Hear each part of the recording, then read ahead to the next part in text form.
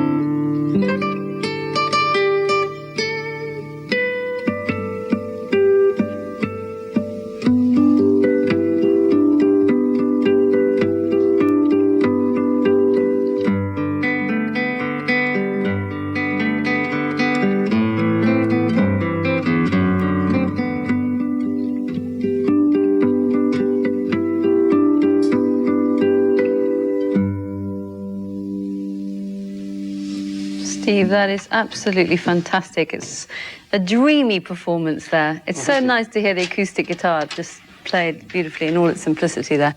But it's very different, isn't it, Steve, from what's on the new album, Genesis Revisited? It is very different to what's on the album, yeah. I mean, you've got the works on the album. You've got the kitchen sink, really. The Royal Phil, not Phil Collins, the Royal Philharmonic Orchestra. I was going to say, in all its beauty, but in its magnitude, but also it's a period, I presume, in your musical career that you felt needed revisiting. Obviously, the great success of Genesis in the 70s, it was forward-looking rock, wasn't it? Progressive rock, I would say. Progressive rock, yeah. You know, people remember that era if they were around, and they remember that the band sounded very powerful live. And when you hear the albums now, you think, oh, it sounds a bit boxy, and you hear edits go glunk, and it's a bit out of tune and a bit out of time, and that's what happens. You know, you look back at stuff that was done in the 60s and 70s, and you figure now it's become much more of an art. Well, because technically, presumably, it's much easier to go into the studio now and really produce something that's perfect.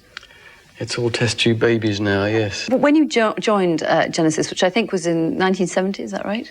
70, 71? I met them in 70, and then I joined right at the beginning of 71. Yeah. How did it come about? What was going on in your life at the time? Well, I've been advertising in the back pages of Melody Maker for about 5 years for like-minded souls, and literally looking for like-minded soul. I didn't actually have that one. What did you say? Oh, do you remember? It was yes, it was a guitarist writer seeks receptive musicians, determined to strive beyond existing stagnant music forms.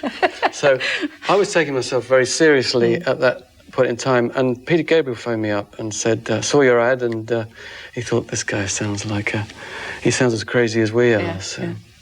And you met, and was it an instant bonding, as it were, an instant?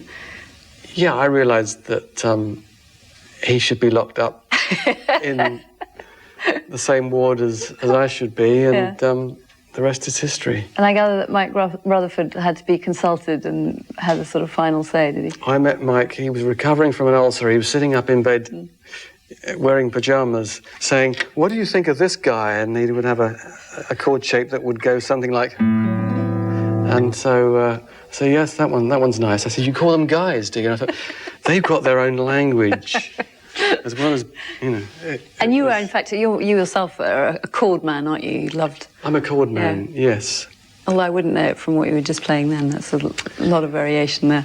Yeah, no, I like chords and harmony and all the things that you find in jazz and classical music and not so much of in pop these days. What do you think in those days you were actually, or what your place was in the band, what you felt your contribution was during those years? Well, they'd already been at school. The nucleus of the band had known each other since about 1961, I think. You should say it was Mike Rutherford, Peter Gabriel, Tony Banks. I think the original drummer was called John Silver, and then I had a guy Phil Collins came in just before you did. 4 months before I joined. Phil had joined them, and they were doing gigs. And they had another guitarist for a while, for a couple of months before I joined. Yeah. But what was your sort of? I know that you was the one who'd dictate to them. You'd say, "Look, guys, this is where I think we should be going." You were trying to shape the. Well, yeah, I think. It was different for me. They already had something fully formed, and they were doing it, and I was able to observe it completely from an outsider's point of view.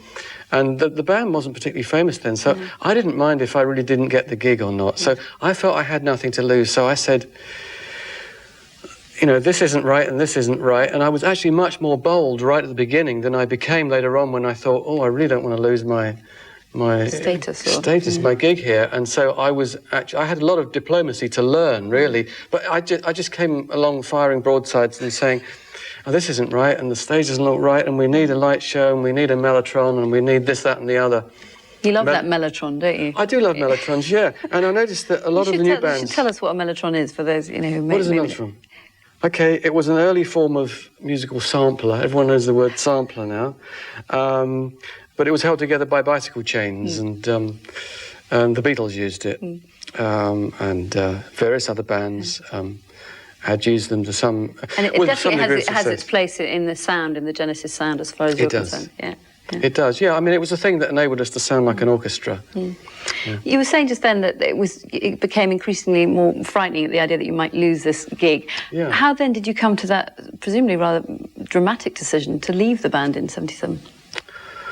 Oh, well, the band had gone from playing little clubs to playing stadiums when I left, and so, if anything, I was probably overconfident by 1977. I'd already done an album on my own, and that had taken off, and I felt confined within the group structure after that. There's only a certain amount of my songs that the band could use. So, has it ever sort of crossed your mind that it would be a good idea to get you all back together again? Well, it's always mentioned from time to time, but meanwhile, Genesis are doing their version of things, and there's my version of the way I remember the past. Mike and Tony are continuing with the banner, and we did work on some live stuff from way back to clean that up, where there were dropouts and things out of tune. And what are you most pleased about on this album? Well, I'm most pleased that it sounds live, that it sounds punchy and raw, and it also has subtlety, folks, and it has... No, it is. It's fabulous. I mean, I love this, but there's so much to listen to on this. It's fantastic. Yeah. I wonder whether anybody else, any of the others had given you their opinions, or have you not consulted them? Pete went as far as to tell me he liked the guitar work. He said, great guitar. It's a good compliment, isn't it? And Tony was influenced. He mentioned something in a magazine saying that he thought it was very well played. So I'm happy with that. Well, I loved it. I think it's fantastic. Who knows? There might be some more material that you're keeping from us. Well, there's so much stuff, you know. I mean, Genesis has been going for years, isn't it? Well, listen, we haven't got the Royal Philharmonic here today, but you're going to play something else for us. What's it going to be? It's a thing called Black Light. Take it away. Thank you. That's unfortunately all we've got time for on tonight's VIP, but my thanks to Steve Hackett, and please join me again very soon when I'll be in the company of more VIPs from around the world. Until then, bye-bye.